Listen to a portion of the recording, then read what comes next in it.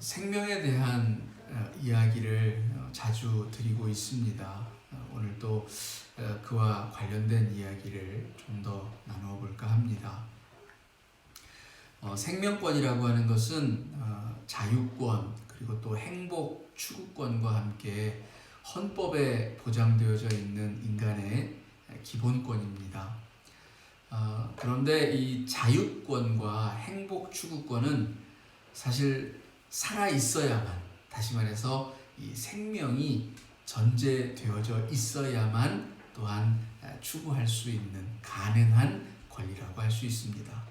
때문에 이 생명권이야말로 가장 확고하게 보장되어야 할 이 천부 인권이라 할 수 있습니다. 즉 모든 생명은 그 태어남과 더불어서 존중받아야 할 권리가 있다는 것입니다. 생명권 자체는 모두에게 평등하다라고 말합니다.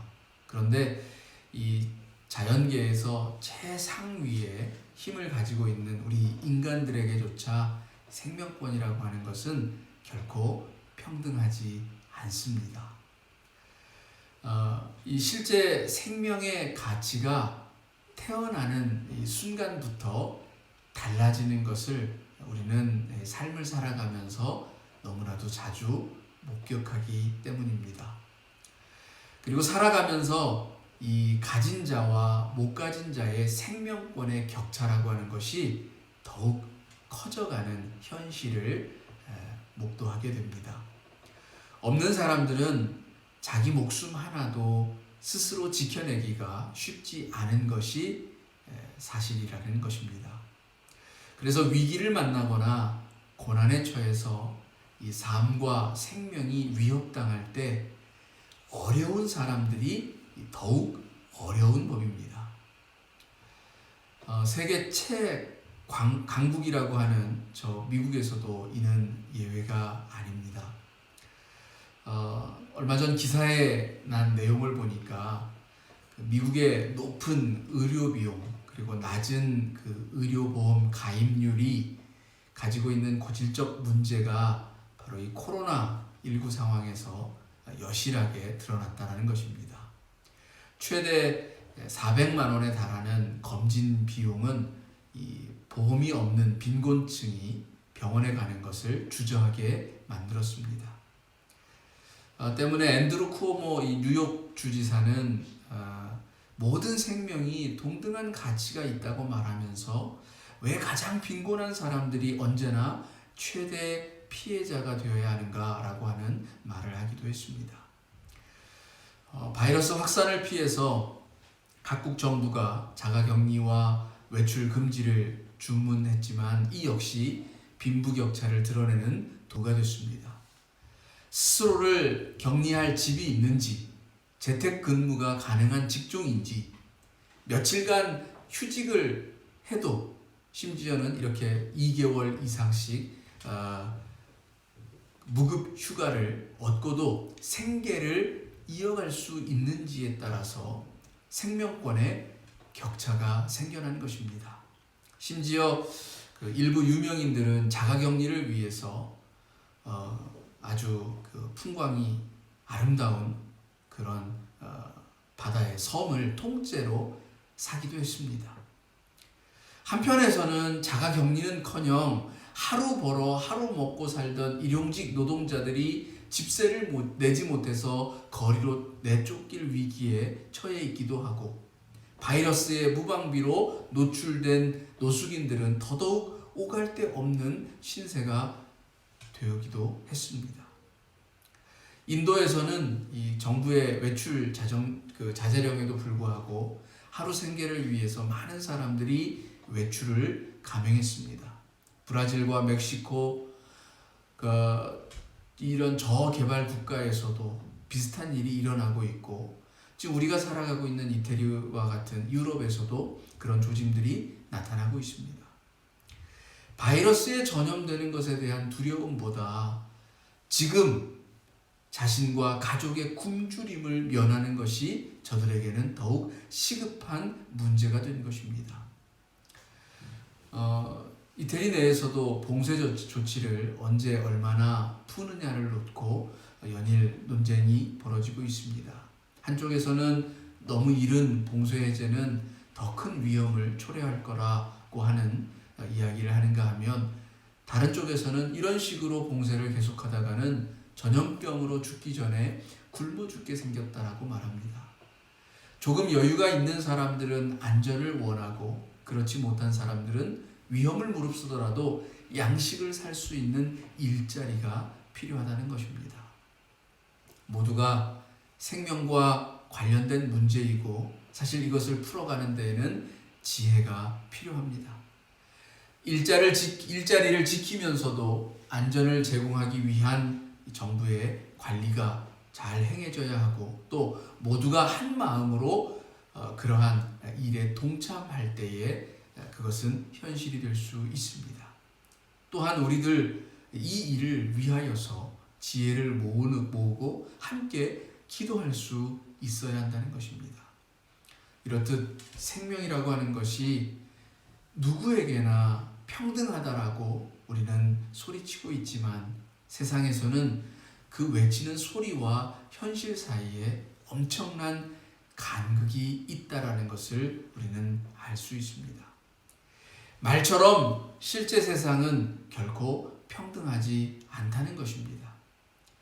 외치는 소리가 구체적인 삶의 현장에서 실현이 되지 않으면 말은 공허해지고 그저 이상과 꿈으로만 머무르게 될 뿐입니다. 그렇다고 인위적으로, 그러니까 강제로 평등한 세상을 만들자고 하는 것도 아닙니다. 공산사회는 이미 실패했습니다. 그리고 그 실패는 역사적으로 입증이 되었습니다. 강제가 아닌 자발적인 시민의 힘으로 세상을, 이 생명을 살리는 그런 세상을 만들 수 있는 우리의 의식과 깨어 있음이 필요하다라는 것입니다. 요란한 구호는 그저 마음을 소란케 하는 소음이 될 뿐입니다. 세례 요한과 예수 그리스도의 광야에서 외치는 소리가 바람에 흩어지는 공허한 외침이 되지 않은 것은, 저들의 외쳤던 복음이 실제의 삶의 공간에서 생명이 살아나는 구체적인 현실 역사로서 나타났기 때문에 진정한 복음이 되었던 것입니다. 중요한 것은 생명을 그 바탕에 놓고 지혜를 모아야 한다는 것입니다. 생명과 다른 가치가 충돌할 때에는 생명권이 우선이 되어야 하고, 생명권이 충돌하는 경우에는 더욱 세밀한 주의를 기울여서 하나님의 뜻을 살펴야 할 것입니다. 어쨌든 말로만 생명이 귀하다 하는 것은 의미가 없습니다. 생명이 귀하다면 단 한 생명이라도 살려내는 것이 중요하다는 것입니다. 의학 드라마를 보면 이 한 가지 에피소드가 빠지지 않고 등장을 합니다. 응급실에 실려온 환자가 있습니다. 당장 수술을 하지 않으면 생명이 위태롭습니다. 그런데 이 환자 가난하여서 돈이 없습니다. 수술비를 낼 수 없는 처지인 걸 간파한 병원에서 이 죽어가는 환자를 수술해서 살릴지 그냥 죽게 내버려 둘지를 고민합니다. 악역을 맡은 병원 측 의료진이 나타나서 불쌍하다고 그냥 막 수술해 주다가는 병원이 망할 거고, 병원이 망하면 더 많은 환자들이 죽어갈 거라고 그렇게 주장을 합니다. 그리고 병원에서 형편 어려운 환자를 그냥 치료해 줬다는 소문이 나면 그걸 악용해서 돈이 있으면서도 없는 척하는 사람들이 많아지고 결국 병원의 피해가 심각해질 거라고 하는 그런 논리적 이유를 설명합니다. 대부분의 드라마에서는 그 선한 역을 한 그 용감한 의사가 나타나서 그래도 일단 살려놓고 봐야 한다면서 수술을 합니다. 아마도 우리 마음 한 곳에는 이 하나님이 주신 생명의 숭고함에 대한 믿음을 잃지 않으려고 하는 무의식이 남아있는지도 모르겠습니다. 저는 악역을 맡은 이들이 주장하는 말을 무조건 틀렸다고 보지는 않지만 사람들이 악용할 게 두려워서 선을 베풀지 못하겠다라는 식의 논리에는 수긍하기가 어렵습니다. 공지영 작가의 어느 글 중에 이런 글이 있습니다. 장미꽃은 활짝 피어 있을 때만 장미가 아니라 그 꽃잎이 다 떨어지고 이파리가 시들고 가지가 메마른 한겨울에도 여전히 장미꽃이다. 여러분, 사람도 마찬가지입니다. 무릇 존재란 그런 것입니다. 가진 것이 없다 해서 그 존재가 하찮게 평가되어져야 할 그런 생명은 아닌 것입니다. 그런 허위의 틀로 이것저것 재다가는 우리는 아무것도 할 수가 없습니다. 물론 세상에는 선을 악으로 갚는 일도 많고 선의를 악용하는 사례도 많습니다. 그런데 그것 때문에 우리가 선한 삶을 포기한다면 그리스도가 말하는 자기 희생의 삶이란 있을 수가 없고 우리는 제대로 된 예수 따르미가 될 수가 없을 것입니다. 여러분, 예수님이 몰라서 십자가의 길을 가신 것이 아닙니다. 예수님은 알고도 십자가의 길을 가셨습니다. 예수님이 자신의 길을 모른 것이 아니라는 것. 사람들이 자기를 이용해 먹다가 결국은 버릴 것이다라고 하는 그 사실을 알면서도 우리의 인생들에게 은혜 베풀기를 주저하지 않으셨습니다. 아셨기 때문에 인간적으로는 솔직히 피하고 싶고 외면하고 싶었을지도 모릅니다. 그러나 우리 주님은 피하지도 외면하지도 않았습니다. 자, 그렇다면 우리가 어떻게 행동해야 할지는 매우 명확합니다. 그런 면에서 저는 이 드라마의 대사처럼 실제로 의료 현장에서 돈이 아닌 환자의 병의 위중함으로 치료의 순서가 정해지는 그런 세상이기를 좀 바라봅니다. 여러분, 우리가 공동체를 세우는 목적이 무엇입니까? 사회를 조직하고 나라를 만드는 이유가 어디에 있습니까? 많은 답들이 있겠지만 저는 그 중에서도 한 개인으로서 감당하기 힘든 일들을 공동의 힘으로 이겨내게 하는 데에 있다라고 생각합니다. 인류가 처음으로 무리지어서 생활했을 때 거기에는 분명한 이유와 목적이 있었습니다. 홀로 있는 개인은 사나운 짐승에 맞서기가 쉽지 않고 사냥을 할 때는 매우 비능률적이라 실패할 확률이 높았습니다. 결국 생존력을 높이는 데에는 함께 모여서 사는 것만큼 확실한 대안이 없었습니다. 함께 할 때 외부의 위험으로부터 서로를 보호하기가 수월하고 노동의 생산성도 높아지기 때문입니다. 함께함으로써 더욱 지키려고 했던 것은 다름 아닌 생명이었던 것입니다. 그런데 만일 우리가 함께 살아가는 사회와 공동체 혹은 국가가 지켜야 할 생명을 모른 척하거나 더 심하게는 죽음과 사망으로 내몬다면 이는 그 존재의 이유를 망각한 것이 됩니다. 이럴 땐 그 공동체를 해체하고 차라리 개인의 자유라도 마음껏 누리게 하는 것이 더 나을지도 모릅니다. 왜냐하면 우리는 공동체를 만들면서 개인의 욕망과 자유를 어느 정도 포기해야 했기 때문입니다. 우리의 생명을 지켜주지도 못하면서 오직 개인의 희생만 강요한다면 그러한 국가와 공동체는 결코 오래 지속될 수 없습니다.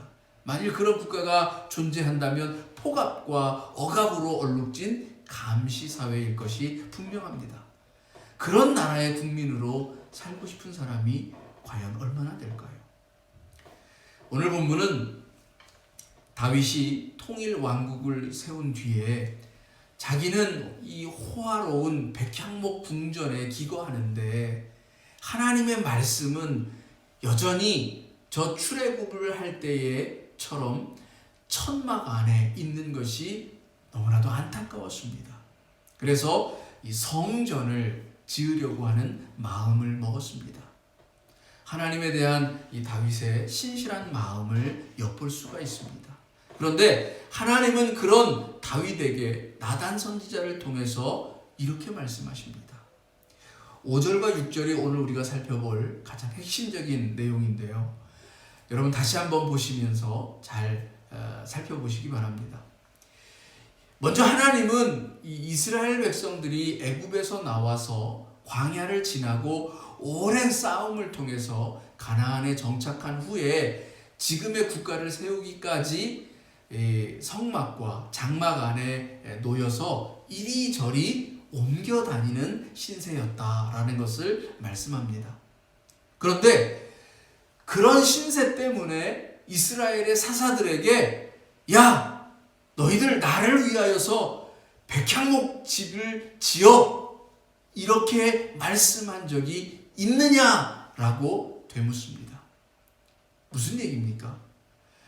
하나님께서는 저 광야를 이리저리 떠돌아다니는 그러한 신세에 놓였다 할지라도 그런 것 때문에 이스라엘 백성들에게 자신을 위하여서 호화스럽고 휘황찬란한 성전을 지으라고 말씀하지 않으셨다라는 것입니다. 왜냐?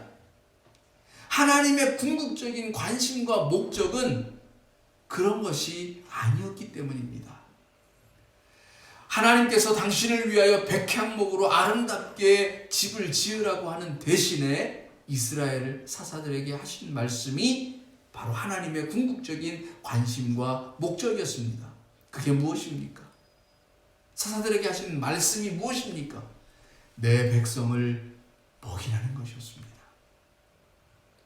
예수님도 부활하신 후에 제자들에게 찾아가셔서 너희가 나를 사랑하느냐라고 물으신 다음에 내 양을 먹이라 이렇게 말씀하셨습니다. 사실상 오늘날 이 말씀은 단지 지도자들에게만 적용되어지는 말씀이 아닙니다. 그리스도를 믿는 우리들 모두에게 해당하는 말씀입니다. 우리는 서로가 서로를 먹이고 살리는 존재가 되어야 합니다.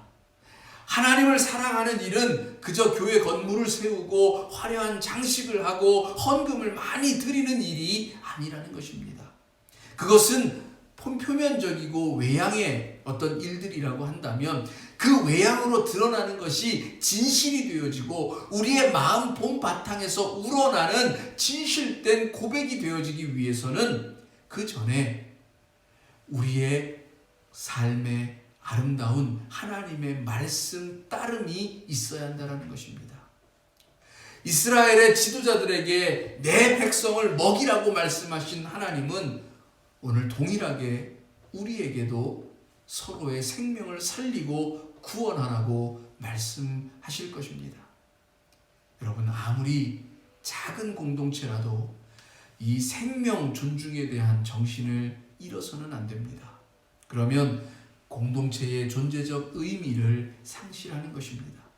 또한 내가 직접적인 일을 감당하는 것은 아니라도 한 생명이라도 살리고자 하는 공동의 노력에 대하여서 우리는 응원하고 박수를 쳐줄 수 있어야 합니다. 공동의 노력에 참여하지도 않으면서 응원은커녕 폄훼하고 비난을 일삼는다면, 그리고 그런 사람들이 많아진다면 가정이든 교회든 국가든 그러한 공동체는 파괴되어져 버릴 것이고 그 속에서 그토록 비난을 일삼던 그 사람마저도 결국에는 파멸하고 말 것입니다. 결국 우리를 공동선으로 묶는 끈은 다름 아닌 사랑입니다. 다윗이 하나님을 위하여서 성전을 지으려고 했던 것도 하나님에 대한 사랑 때문이었고, 하나님이 내 백성을 먹이라고 하는 것도 하나님의 백성에 대한, 즉 우리들에 대한 사랑이 있었기 때문입니다. 오직 사랑만이 나와 너를 이어주는, 그래서 우리가 되게 하는 힘이 되어지고, 오직 사랑만이 우리를 계속해서 우리가 되게 하고, 오직 사랑만이 우리의 생명을 안전하게 보장할 수 있는 것입니다.